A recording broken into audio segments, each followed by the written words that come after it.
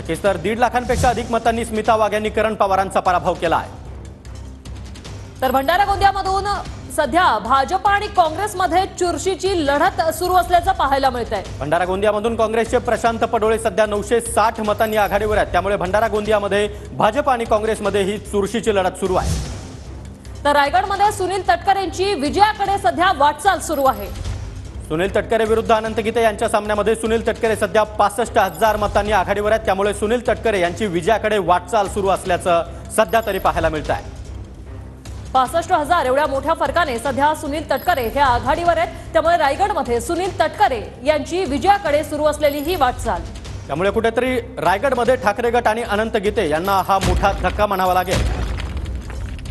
तर उत्तर मुंबईतून पियुष गोयल विजयी झालेत, फक्त घोषणा सध्या बाकी आहे। तर उत्तर मुंबईतून पियुष गोयल हे विजयी झालेले आहेत, फक्त घोषणा होणं बाकी आहे। या ठिकाणी भूषण पाटील काँग्रेसचे उमेदवार त्यांचा मोठा पराभव। तर दक्षिण मुंबईतून अरविंद सावंत हे आता विजयी झालेले आहेत। दक्षिण मध्य मुंबईतून ठाकरे गटाचे अनिल देसाई आता विजयी झालेले आहेत। तर उत्तर मुंबईतून पियुष गोयल विजयी झालेत। केंद्रीय मंत्री अश्विनी वैष्णव विनोद तावडे यांच्या भेटीला गेल्याची महत्त्वाची बातमी समोर आली आहे। तर विनोद तावडे हे बिहारचे भाजपचे प्रभारी आहेत आणि त्यामुळे विनोद तावडेंच्या भेटीसाठी आता केंद्रीय मंत्री अश्विनी वैष्णव हे दाखल झालेले आहेत।